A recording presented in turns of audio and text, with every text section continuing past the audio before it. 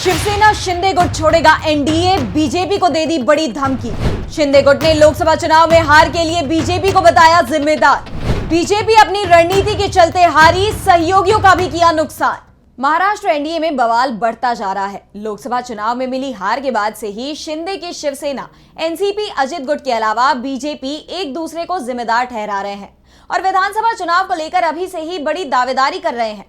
अजित गुट ने तो बीजेपी को साफ चेतावनी ही दे दी है कि अगर उन्हें चुनाव में मिली हार के लिए जिम्मेदार बताया गया तो वो एनडीए ही छोड़ देंगे। लेकिन अब शिंदे गुट की तरफ से जो बयान सामने आ रहे हैं उसने बीजेपी की चिंता बढ़ा दी है।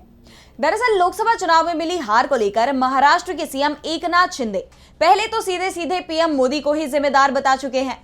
उन्होंने कहा कि पीएम के 400 पार के नारे और संविधान बदलने के बीजेपी नेताओं के बयान ने उल्टा असर किया, जिस कारण से पूरे देश में ही एनडीए का खराब प्रदर्शन रहा। खासतौर पर महाराष्ट्र में इसका सबसे ज्यादा असर दिखाई दिया, जहां एनडीए की सीटें 41 से कम होकर 17 रह गई।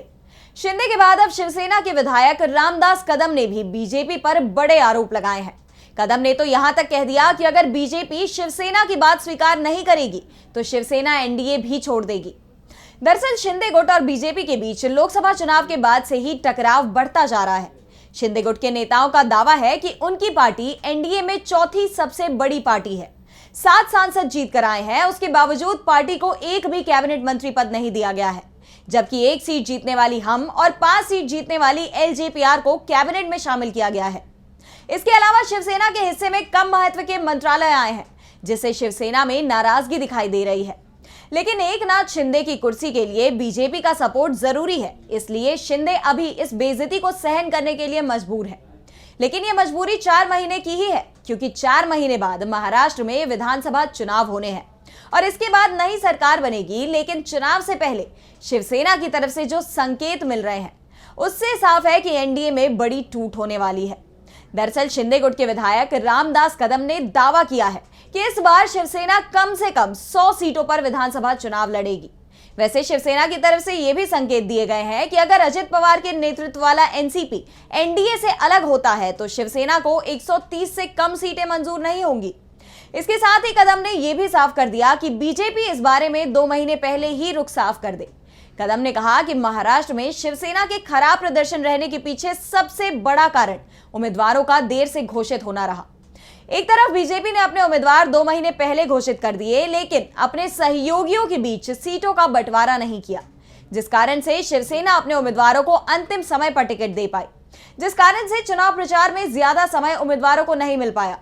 कदम ने कहा कि अगर बीजेपी की तरह शिवसेना शिंदे गुट के लोकसभा उम्मीदवारों की घोषणा 2 महीने पहले हो जाती तो हम भी 15 सीट जीत सकते थे। लेकिन जब हमने अपने उम्मीदवारों का ऐलान किया तो बीजेपी बीच में आ गई। उन्होंने इन सीटों पर अपना दावा ठोक दिया। यानी महाराष्ट्र में एनडीए को मिली हार के लिए शिवसेना शिंदे गुट से सीधे सीधे बीजेपी को ही जिम्मेदार ठहरा दिया गया है। इस बीच यह भी दावा किया जा रहा है कि शिवसेना ने बीजेपी से अलग होकर चुनाव लड़ने की तैयारी भी शुरू कर दी है। अगर बीजेपी लोकसभा चुनावों की तरह विधानसभा चुनावों में भी सीटों को लेकर अड़ती है तो इस बार शिवसेना बीजेपी के दबाव में नहीं आएगी और अकेले चुनाव लड़ सकती है।